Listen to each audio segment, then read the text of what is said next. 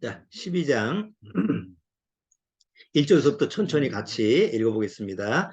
여호와께서 모세에게 일러 가라사대 때 이스라엘 자손에게 고하여 이르라. 여인이 잉태하여 남자를 낳으면 그는 7일 동안 부정하리니 곧 경도할 때와 같이 부정할 것이며 제8일에는 그 아이의 양피를 뵐 것이요 그 여인은 오히려 33일을 지나야 사녀리 깨끗하리니 정결케 되는 기한이 차기 전에는 성물을 만지지도 말며 성소에 들어가지도 말 것이며 여자를 낳으면 그는 이 7일 동안 부정하리니 경도할 때와 같이 같을 것이며 사녀리 깨끗하게 되면 66일을 지나야 하리라. 자녀간 정결케 되는 기한이 차거든 그 여인은 번제를 위하여 1년 된 어린 양을 취하고 속죄제를 위하여 집비둘기 새끼나 산비둘기를 취하여 회막문 제사장에게로 가져갈 것이요 제사장은 그것을 여호와 앞에 드려서 여인을 위하여 속죄할지니 그리하면 사녀리 깨끗하리라. 이는 자녀간 생산한 여인에게 대한 규례니라. 그 여인의 힘이 어린 양에 미치지 못하거든 산비둘기 둘이나 집비둘기 새끼 둘을 가져다가 하나는 번제물로 하나는 속죄제물로 삼을 것이요 제사장은 그를 위하여 속할지니 그가 정결케 하리라. 예. 자, 잠깐 기도드리고 시작하도록 하겠습니다. 자, 다 같이 기도하시겠습니다. 하나님 아버지 감사합니다. 또 오늘 또 이렇게 같이 주님의 말씀 앞에 다 같이 모였습니다. 우리가 항상 주님의 말씀 앞에 모일 수 있는 것은 하나님이 우리를 자녀로 삼으시고 우리의 죄를 십자가에서 다 소멸하시고 그리고 영원한 생명을 우리에게 허락해 주셨기 때문에 이제는 비록 여전히 우리는 죄를 짓고 있음에도 불구하고 하나님 앞에 담대히 나와서 하나님 앞에 신령과 진정으로 예배를 드릴 수 있는 줄 압니다. 이 지상에서 이런 축복된 날이 얼마나 우리에게 주어질지는 모르지만 우리가 주어지는 동안 하나님 앞에서 이 축복도 풍성히 누려야 될 줄 압니다.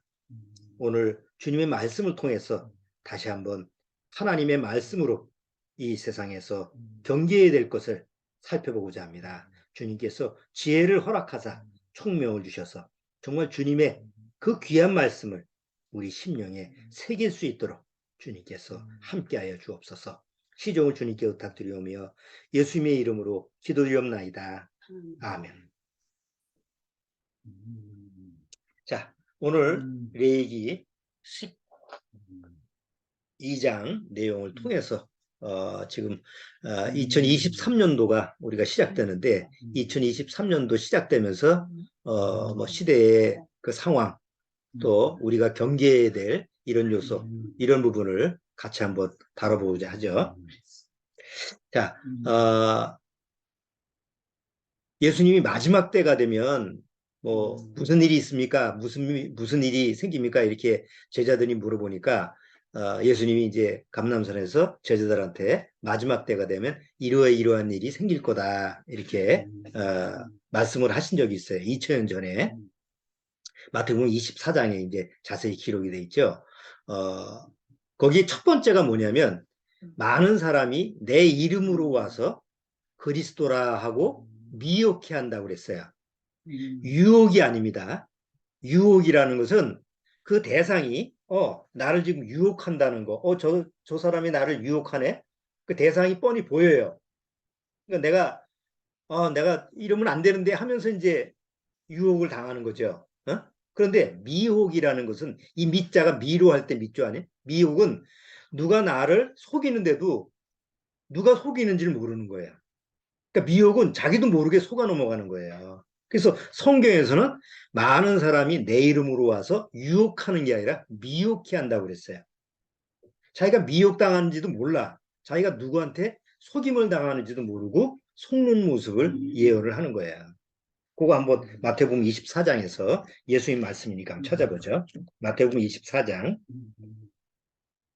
그거는 성경을 찾아야 될 것 같아요. 요거 메모가 안 돼 있어서.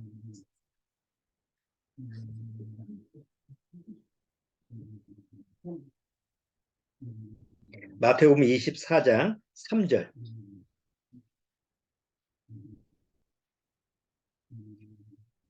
마태복음 24장 3절.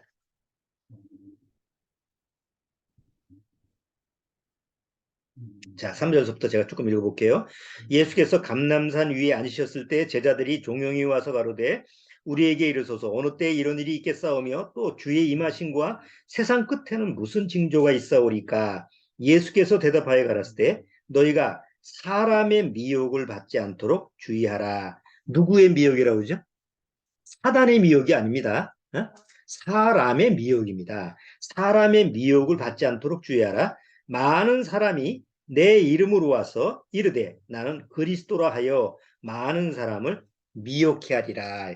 그러니까 마지막 때 주님이 재림할 때는 무슨 일이 있을 겁니까? 라고 하니까 많은 사람이 내가 그리스도다, 내가 하나님이다 라고 해서 와서 많은 사람들을 미혹해 한다 이렇게 해요.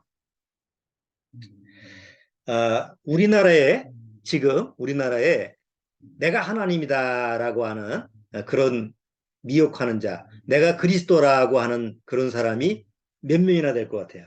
우리나라만 전 세계적으로 보면 엄청나게 많은데 그 중에 이제 조그만 우리나라만 내가 하나님이다, 내가 하나님이다라고 주장하고 내가 그리스도다, 내가 재림 예수다 이렇게 이런 사람도 많잖아요. 이게 몇 명이나 될까요 지금? 내가 하나님이라고 주장하는 사람이 한 20명 정도 된다고 그래요. 나는 재림 예수다, 나는 그리스도로 왔다라고 하는 사람이 한 30명 정도 된다고 그랬어요.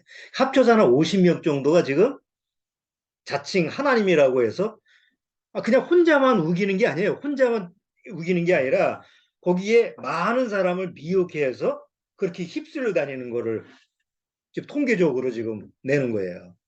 거기에 소속된 사람이 적지 않은 사람들이 미혹을 당하고 있어요. 뭐 여러분 잘 아는 뭐 옛날 박태선, 문명선, 지금 얼마 전에 죽은 문명선, 그 다음에 문명선이 아니지. 옛날에 문명선은 교회 나왔던 분이고 문선명, 그 다음에 요새 한참 뭐 돌아다니면서 전도지 주면서 미혹하는 안상홍, 성씨가 다 다양하죠. 문씨도 있고 안씨도 있고 또 뭐 김씨도 있고 그 안에는 이씨도 있고 뭐 지난번에 무슨 자기가 자칭 또 하나님이라고는 이 누구? 뭐 하여튼 해서 한 거의 우리나라에 지금 한 50명 정도가 자칭 하나님이라고 하고 이렇게 지금도 또 여전히 그거 참 신기하죠. 신기한 게 이상해요. 그렇게 주장했던 사람이 다 죽었어요. 죽었으면 흐지부지 되고 끝나야 되는 거 아니에요. 아니 하나님이 죽을 수는 없잖아요. 어? 자칭 하나님이 죽어서 무덤에 들어갈 수는 없잖아요. 근데 다 죽어서 그것도 다 죽어서 부활한 것도 아니야. 묘자리가 다 있더라고. 다 뭐 어디 누가 죽으면 예를 들어서 뭐 문선명 죽으면 자기네 그 묘에다가 거기다가 모시고 또 뭐 박태선도 또 어디 그 급파 지금 뭐 옛날 그 뭐죠? 뭐 뭐라 박태선이 만든 그 뭐 신앙촌 그 신앙촌 거기 땅 거기다가 또 묻어놓고 안상홍도 뭐 거기 부지에다가 그 묘지에다가 묻어놓고 아니 묻긴 왜 묻어 하나님이라며 하나님이 무덤에 들어가 있을 수는 없잖아요. 예수님이 무덤이 있어요? 없잖아. 근데 그 사람들은 우리나라의 대다수의 나는 하나님이다 나는 자칭 그리스도다라고 하는 사람은 죽어서 꼭 무덤을 만들어서 비석까지 세우래. 몇 년 출생 몇 년 죽음. 그 말이 안 맞는 너무 모순되는 거 아니에요. 에? 어쨌든 성경에서 예수님은 마지막 때가 되면 그 마지막 때라는 게 중요하죠. 마지막 때가 되면 많은 사람이 내 이름으로 와서 미혹해 할 거다. 미혹. 사람이 자기가 속는 줄 모르고 속는 거예요. 그렇죠? 아니, 살았을 때는 내가 하나님이다. 그럼 속는다고 쳐. 눈앞에 보고 내가 하나님이다 그러는데 속을 수 있지. 근데 그 사람이 죽었어요. 없어요. 근데 죽었는데도 불구하고 여전히 그 죽은 사람을 하나님이라고 그렇게 떠받치는 그런 사람들은 미혹이죠. 자기가 어디에 속는지 모르잖아요. 자, 그런데 앞으로도 계속 또 이런 사람들이 나올 수 있죠. 지금도 속고 앞으로도 계속 미혹해 한다고 그러니까. 그러면 이런 사람들이 나와도 우리가 속지 않을 수 있는 비결이 뭐냐? 바로 하나님의 말씀이 있기 때문에 그래요. 그렇다고 하나님 말씀이 있다고 그래서 뭐 기독교 종교에 내가 소속돼 있고 교회 다니면은 안 속느냐? 절대 안 그래요. 요즘 이단이라고 하는 사람들은 주로 전파를 어디 가서 하죠? 안 믿는 사람들한테 안 해요. 타 종교인한테 안 해요. 뭐 불교인한테 가서 뭐 전하고 그러질 않아요. 꼭 교회에 나가는 사람들을 붙들어 놓고 그거 아닙니다. 잘못 믿고 있습니다. 뭐 이렇게 전도를 나름대로 전도를 한다고 그래요. 자, 그렇기 때문에 하나님의 말씀을 통해서 확실한 그 하나님의 말씀을 내가 알고 있지 않으면 아주 미혹당하는데 미혹은 자기도 모르는 사이에 속는 거니까 그렇게 속을 수가 있기 때문에 오늘 레위기 12장 내용을 통해서 그런 부분을 더 말씀을 통해서 좀 확실히 선을 좀 걷으면 좋겠어요. 자, 오늘 지금 이제 레위기 12장 내용은 무슨 내용이죠? 지금 아까 우리 다 같이 읽어봤는데 레위기 12장 같이 읽어보니까 무슨 내용이에요? 출생에 대한 얘기죠. 아이를 낳았을 때 어떻게 할 거냐. 여러분, 세상에서는 아기가 났어. 우리 집안에서 아기가 났어. 예? 그러면 어떤 일이 벌어지죠? 만약에 우리 집안 내에서 앞으로 이제 아이가 나와, 아이가 태어났어. 그러면 아이가 태어났을 때 어떤 일이에요?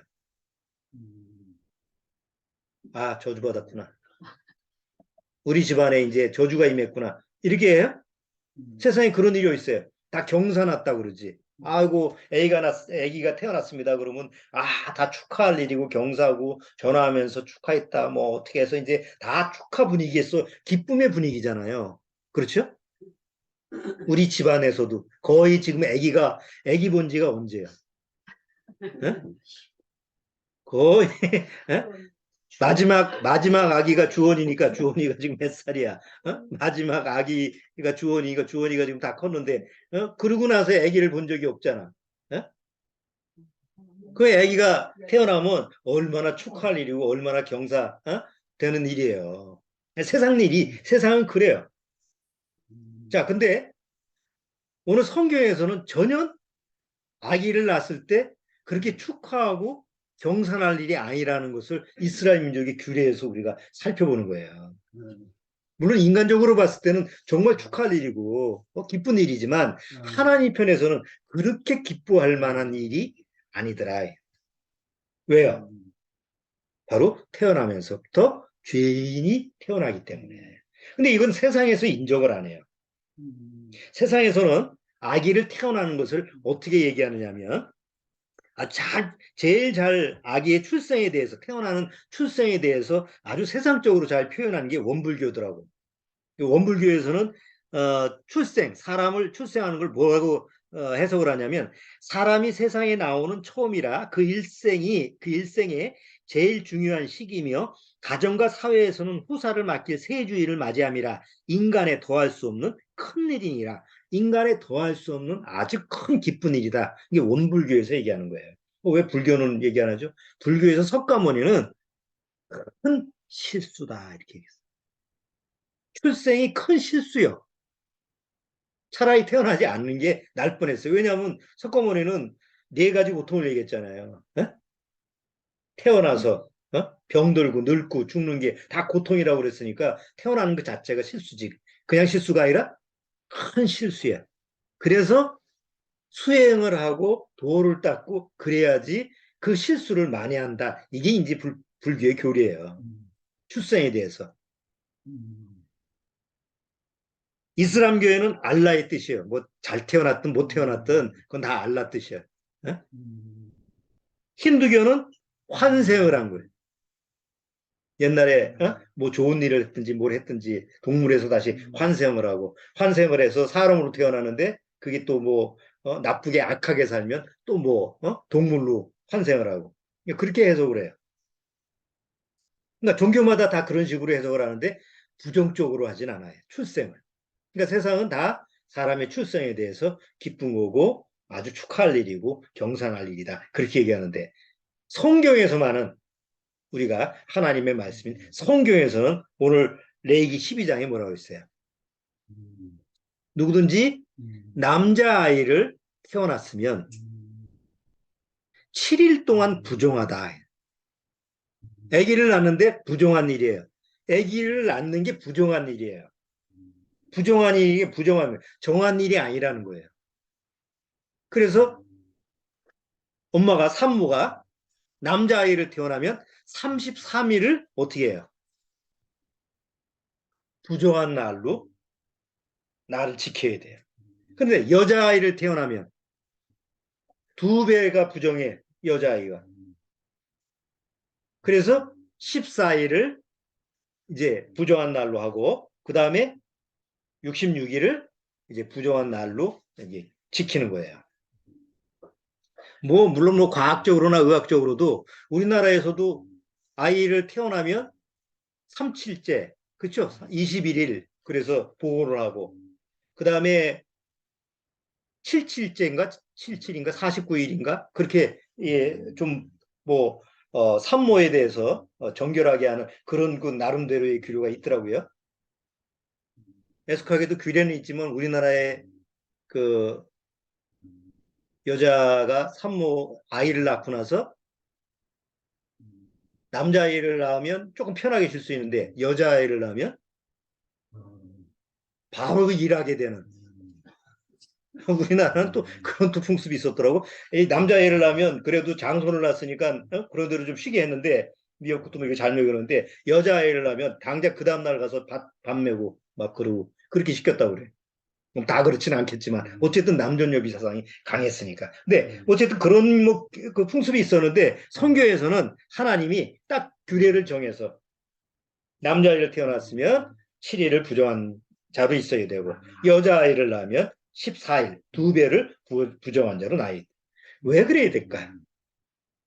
근원적으로는 바로 죄인을 낳기 때문에 그래. 하나님 앞에서 죄인을 낳는다라는 건 부정한 일이에요. 그래서 하나님이 규례를 만들어서 그 부정한 것을 정확하게 만드는 법이 필요했던 거예요. 만약에 그런 법이 없다면 이방인은 그런 법이 없죠. 우리나라도 그런 법이 없잖아요. 예? 태어나는데 아유 부정하네. 이런 규례가 없죠. 근데 이스라엘 민족한테는 있어요. 왜? 하나님의 선택된 민족이니까. 우리 지난주에도 얘기했죠. 특권이에요. 그래서 특권에 맞는 책임과 의무가 있어야 돼요.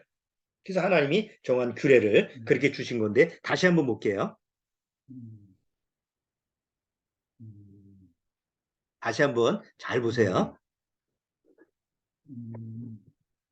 여호와께서 모세에게 일러 가르칠 때 이스라엘 자손에게 구하여 이르라 여인이 잉태하여 남자를 낳으면 그는 7일 동안 부정하리니 자 아이를 낳는 엄마도 부정하고 아기도 부정해요.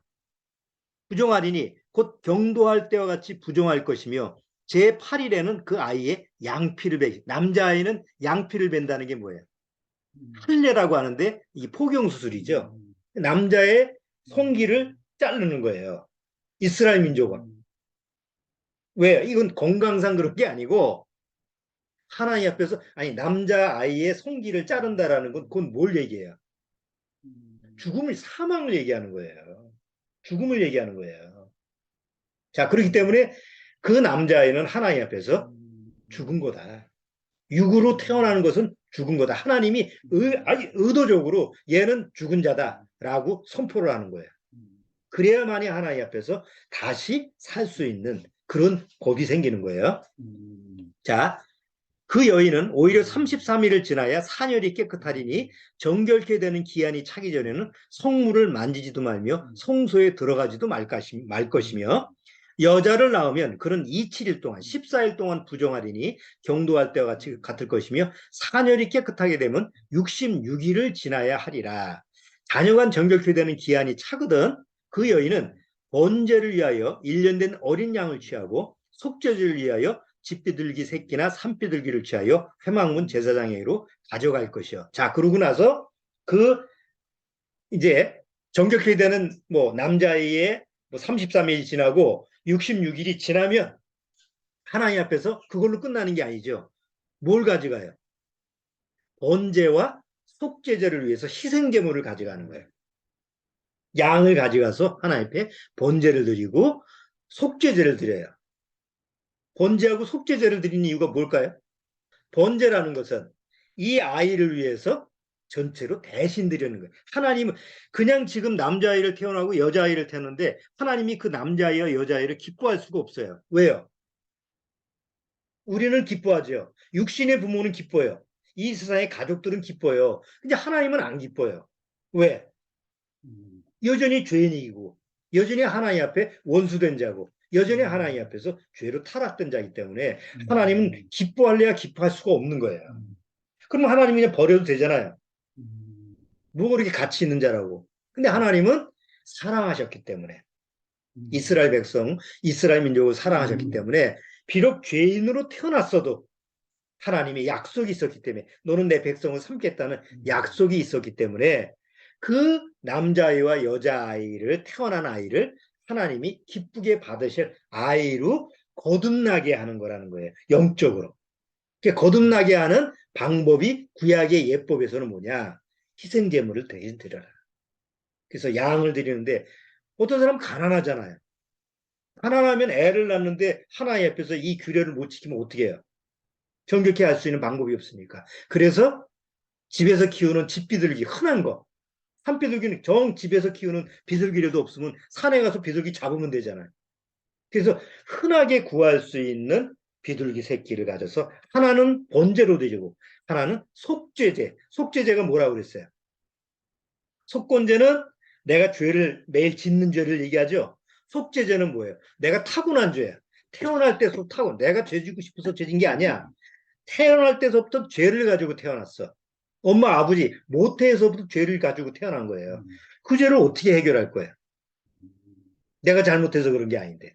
그래서 하나님은 속죄제를 위해서 산비둘기나 집비둘기 새끼 하나를 속죄제를 드려라. 하나는 번제로 드려라. 그러면 하나님이 어떻게 봐주신다고요?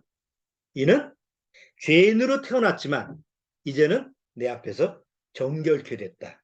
의롭게 됐다라고 하나님이 인정해 주시는 규례라는 거예요. 자, 이 구약의 예법은 이스라엘 민족한테는 생명과 같은 거예요. 누구든지 남자아이로 태어났든 여자아이로 태어났든 하나님 앞에서 버림을 당하지 않고 하나님의 백성이 될 수 있는 아주 엄청난 비밀이죠.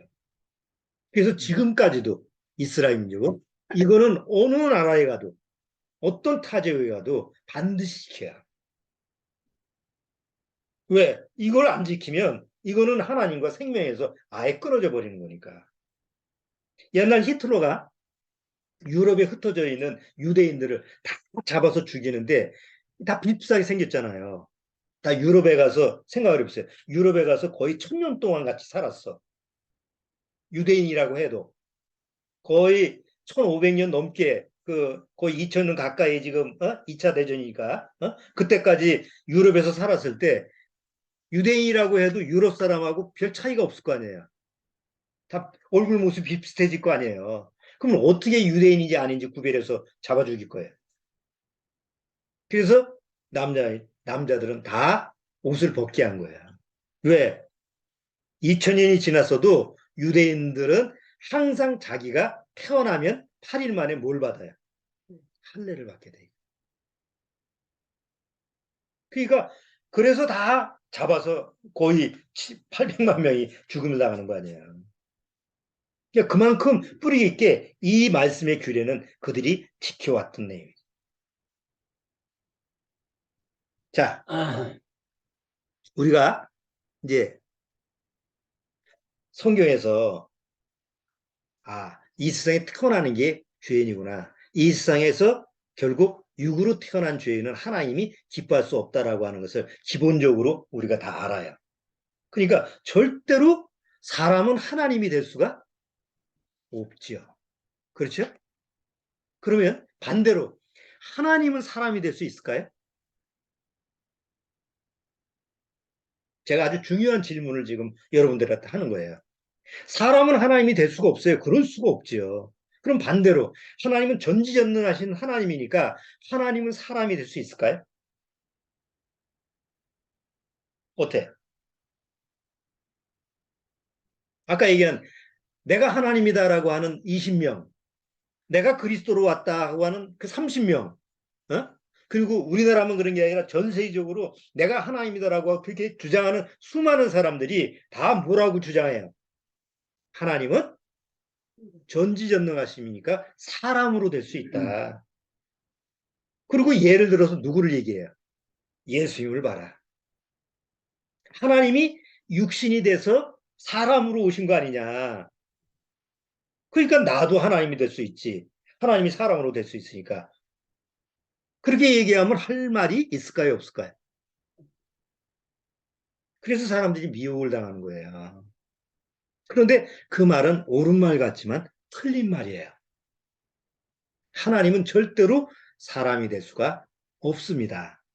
그러면 예수님은 어떻게 하나님인데 사람이 될 수 있어요? 자, 성경을 그래서 자세히, 그러니까 대충 보지 말고 성경을 자세히 보라고 그랬잖아요. 예? 요한복음 1장을 한번 보세요. 요거는 찾아보셔야 될 것 같아요. 내가 여기 참조를 안 했으니까 요한복음 1장. 자, 이것만 알으면 누가 와서 나는 하나님이고 누가 뭐 와가지고 나는 뭐 예수다라고 주장을 해도 절대로 안 넘어가요. 넘어갈 수가 없어요. 자, 요한복음 1장 보세요. 자, 요한복음 1장 1절 보세요. 요한복음 1장 1절. 태초에 뭐가 있어요? 태초에 말씀이 계시니라. 자, 그 다음에 이 말씀이 하나님과 함께 계셨으니 이 말씀은 곧 하나님이시니라 이렇게 있죠? 자, 보세요. 태초에 말씀이 있었어요. 근데 그 말씀이 누구와 함께 있었어요? 하나님이 말씀이 아니에요. 네? 여기 보면 이 말씀은 곧 하나님이라고 그러는데 하나님이 말씀이라는 얘기가 아니고 하나님과 동등대에 계시는 말씀이라는 분이 있었는데 하나님과 동일한 분이다. 이 얘기를 하는 거예요. 그래서 성경은 삼위일체를 얘기하죠. 하나님은 한 분인데 하나님이고 전지전능한 하나님이고 그리고 말씀이신 또 한 분이 있고 또 그것을 이행하는 영이신 하나님이 있고 하나님은 한 분인데 역할이 세 역할이야. 그렇죠? 집에 아버지가 한 분이야. 근데 아버지는 직장 가서는 직장인이고 집에서는 뭐에 가장이고 뭐 이런 식으로 역할 분담이 돼 있는 것처럼 한 분인데 하나님도 세 역할을 가지고 있는 거야. 그래서 태초에 말씀이 계시니라. 그런데 그 말씀이 하나님과 함께 계셨던 분이다. 그리고 나서 자, 이 말씀은 곧 하나님이시니라. 2절 그가 태초에 하나님과 함께 계셨고 만물이 그로 말미암아 지은 바 되었으니 지은 것이 하나도 그가 없이는 된 것이 없느니라. 자, 그 안에 생명이 있었고 자, 4절 그 안에 생명이 있었으니 이 생명은 사람들의 빛이라 빛이 어둠에 비치되 어둠이 깨닫지 못하더라. 이렇게 쭉 자, 그렇게 쭉 하다가 18절 보세요. 자, 18절 본래 하나님을 본 사람이 없을 때 아버지 품속에 있는 독생하신 하나님이 어떻게 했어요? 하나님이 나타나셨죠? 근데 하나님이 원래 하늘에 계신 하나님이 직접 나타나신 게 아니죠? 나타나신 분은 누구예요? 에? 나타나신 분 누구예요? 말씀이잖아요, 말씀. 태초에 말씀이 계셨는데 그 말씀이 하나님과 함께 계셨는데 하나님이 그 말씀을 세상에 보내셔서 에? 뭘로 오셨어요? 말씀이 자 말씀이 뭘로 잘 아는 거예요? 말씀이 육신이 돼서 이 세상에 오셨다고 돼 있잖아요. 하나님이 육신이 돼서 오신 거예요? 말씀이 육신이 돼서 오신 거예요? 하나님이 육신이 돼서 오면 이놈 저놈 다 하나님이라고 할 수 있어. 그건 말이 맞아. 에? 하나님이 육신이 돼서 오실 수 있으니까 이 사람을 통해서 올 수도 있고 저 사람을 통해서도 올 수 있잖아요. 그래서 수많은 사람들이 하나님이다라고 외치는 이유가 그거예요. 근데 성경은 그렇게 얘기하지 않았어요. 하나님이 이 세상에 육신을 입고 오시는 게 아니라 하나님 안에 있는 말씀이 육신이 돼서 이 세상에 오셨는데 그 말씀이 곧 누구예요? 예수님이다. 예수님이라는 이름으로 오시는 거예요. 예수라는 이름이 뭐예요? 예수라는 이름이 죄에서 구원하시다. 구원이라는 뜻이 예수라는 이름이잖아요. 그래서 천사가 마리아한테 너 남자아이를 낳을 건데 이름을 뭐라고 그래? 예수를 하라라고 부모가 이름을 줘준 게 아니라 천사가 이름을 줘줬잖아요. 그러면 예수님이 구원이라는 이름으로 오셔서 이 세상에 오셨는데 그 예수님은 하나님이 육신이 돼서 오신 게 아니고 바로 말씀이었던 그 예수님 하나님 안에 있는 예수님이 말씀이었는데 그 말씀이 이 세상에 오셨을 때 우리와 같은 육신을 입고 오셔가지고 예수님이라는 분으로 이 세상에 와서 내 죄를 위해서 십자가에 죽으셨다 이거예요. 그래서 말씀이 육신이 돼서 오신 분은 이 세상에 부로 아니라 오직 한 분밖에 없죠. 예수님이 이 세상에 갑자기 오셨어요? 아니죠. 2000년 전에 성경은 예언이 되어 있어요. 예수님이 어떻게 태어날 거다. 성령으로 태어날 거다. 김씨로 태어나고 이씨로 태어나고 문씨로 태어나고 이런 안씨로 태어나고 이런 씨 사람의 씨로 태어나는 게 예언된 적이 없어요. 오직 하나님의 아들로 오신 예수님은 성령으로 잉태돼. 이미 말씀이 기록되어 있어요. 그리고 어디서 태어날 것? 예루살렘 베들레헴에서 태어날 것. 어디서 살 것? 나사렛이라는 동네에서 살 것. 그리고 어디서 죽을 것? 골고다 언덕 십자가에 죽을 것. 그리고 거기서 부활할 것까지 다 이미 예언이 돼 있죠. 뭘로 예언돼 있어요? 말씀이라는 예언으로 돼 있어요. 예를 들어서 안상홍이라는 사람이 나는 하나님이다. 그게 왜 죽어도 왜 하나님이냐라고 요새 주장하는 거 성경 가지고 해요. 성경 가지고 주장을 해요. 옛날에 하나님이 천사를 보냈잖아요. 그럼 천사가 어떤 모습으로 왔어요? 사람의 모습으로 왔잖아요. 어? 그러니까 하나님도 사람으로 이 세상에 하나님 모습으로 이렇게 나타나서 사람들한테 선자로 나타나고 예언자로 나타나고 아브라함으로도 나타나고 뭐 천사로 내려와서 뭐 사람 모습으로 나타나기도 하고 뭐 이렇게 저렇게 해서 나타난 거 아니냐. 그러니까 그런 사람처럼 안상도 그렇게 하나님의 사람으로 하나님이 사람으로 이렇게 나타나셨다. 동방의 뭐 의인이라고 얘기도 하고 뭐 어쩌고 저쩌고. 그런데 그렇게 주장하는 사람들이 말씀으로 육이 됐어요? 말씀이 육신이 된 적이 있어요? 다 누가 낳았어요? 예? 엄마 아버지가 낳잖아. 예? 아이고 예수님도 엄마 아버지가 낳잖아요. 근데 뭘로 낳았어요? 성령으로 낳지. 성령으로 태어난 사람 아무도 없어요. 그래서 절대로 하나님이 될 수가 없어요. 그리스도가 될 수가 없는 거예요. 그런데 이게 결정적으로 마지막 사람들을 미혹하는 그 마지막 유명한 자가 누구냐면 적그리스도 아닙니까? 예수님이 예언할 때 마지막 적그리스도가 와서 모든 사람을 유혹하는 게 아니라 미혹할 거다. 기사와 이적으로. 그럼 거기 그 수많은 사람들이 왜 미혹당할까요? 어? 그럼 저 사람이 하나님인가? 그렇게 미혹을 당하는 거예요. 왜? 이전에도 많은 사람이 하나님이 사람으로 내려왔다고 믿으니까. 혹시 저 사람도 하나님이 사람의 모습으로 나타난 게 아닐까라고 속는 거예요. 근데 구원받은 사람은 속을 수가 없어요. 절대 속을 수가 없어요. 왜요? 하나님이 주시는 거듭남의 원리를 경험했기 때문에. 아, 거듭나는 거는 하나님이 이런 경험을 통해서 이렇게 진짜 거듭나는 거구나라는 걸 이론적으로 들은 게 아니라 실질적으로 경험을 했기 때문에 절대 넘어갈 수가 없는 거예요. 미혹당할 수가 없어요. 미혹당했다는 자체는 뭐가 없는 거예요? 그 안에 생명의 씨가 없다는 거죠. 거듭남을 진짜로 경험하지 못했기 때문에 아, 그런가? 할 수 있는 거예요. 절대로 거듭나면 넘어갈 수가 없어요. 자, 예수님이 오셨는데 우리가 너무나 잘 아는 니고데모 얘기 아시죠?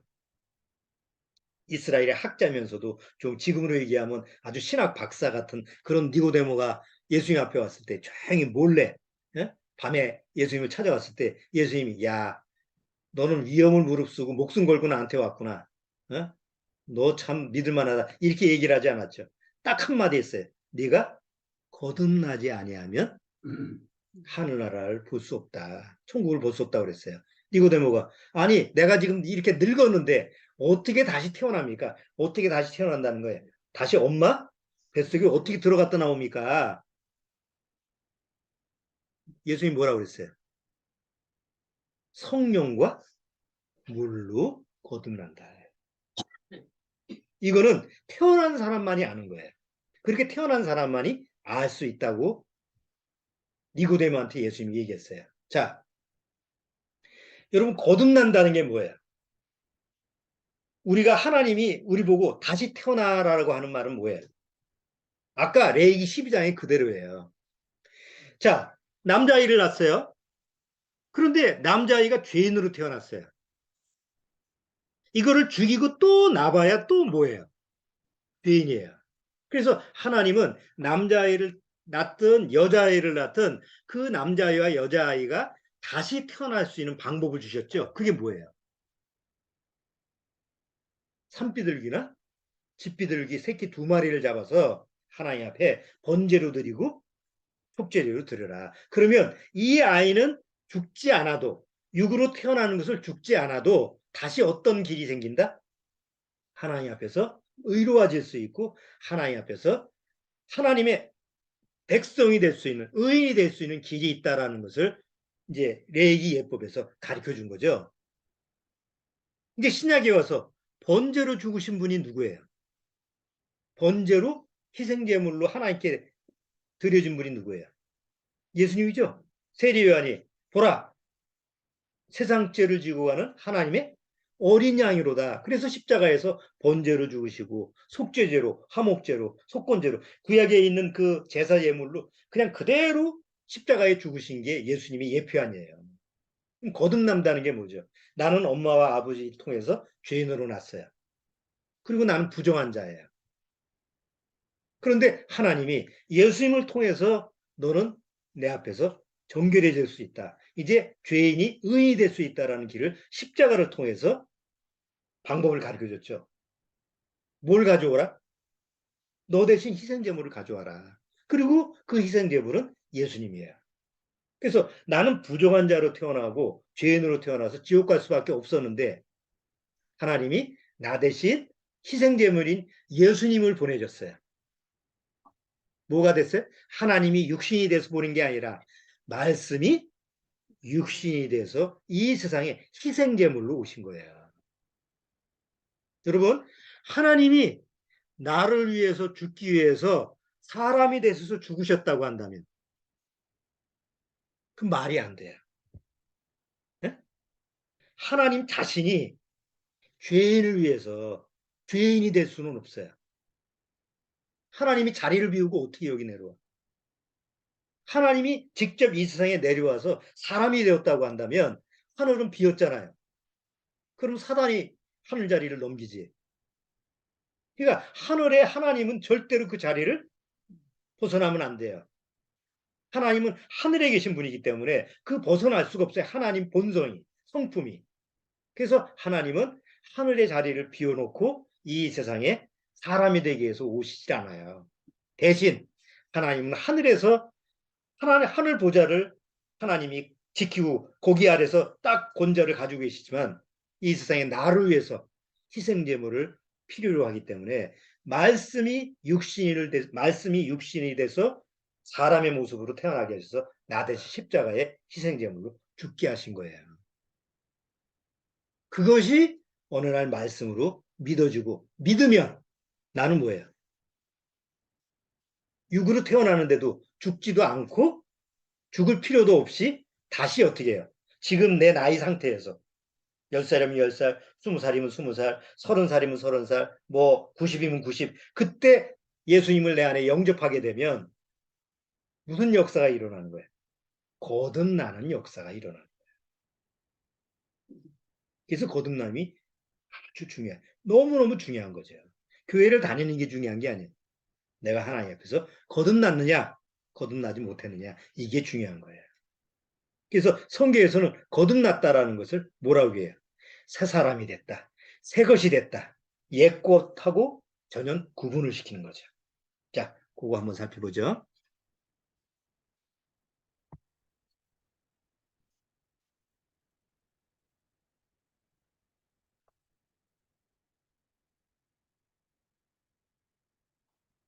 자, 고린도후서 5장 17절. 자, 고린도후서 5장 17절 보면 구원받은 사람, 거듭난 사람들 보고 뭐라고 하냐면 그런즉 누구든지 그리스도 안에 있으면 뭐라고 그러죠? 새로운 피조물이라. 새로운 피조물이라는 거예요. 하나님이 창조한 건 다 피조물이죠.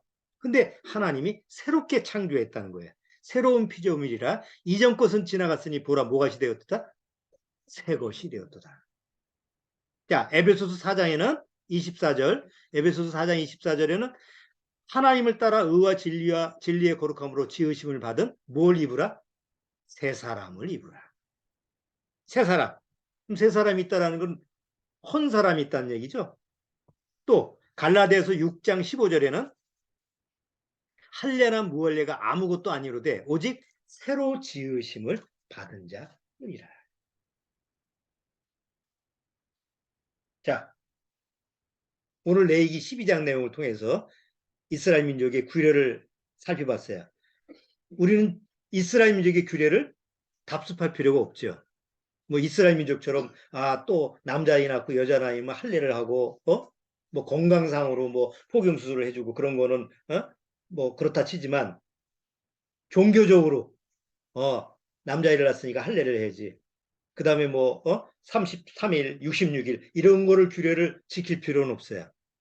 다만 이제 예수님을 통해서 예수 그리스도를 내 심령, 내 마음으로 진심으로 영접하고 내가 거듭났다고 한다면 이제 하나님 앞에 부정한 자가 아니라 이제는 정한 자고 하나님 앞에 의로운 자고 언제 죽어도 이 세상이 언제 심판을 받아도 나는 하나님의 약속된 자녀로서 하나님의 백성으로 영원히 살 수 있다라는 이런 소망이 있는 거예요.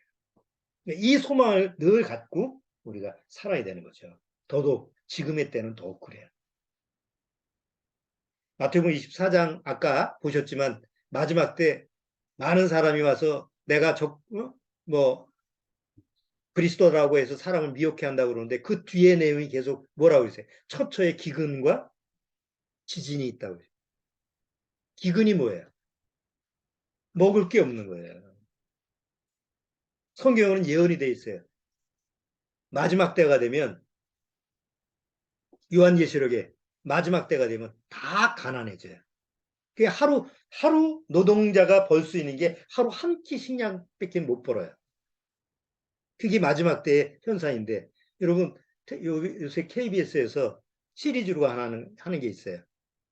첫 번째 날 주제가 뭐였느냐면 모두가 가난해진다예요. 성경과 관련된 프로그램이 아니에요. 시사 프로그램이에요. 우리나라의 시사 프로그램에서 KBS에서 첫 번째 주제가 뭐냐? 모두가 가난해진다.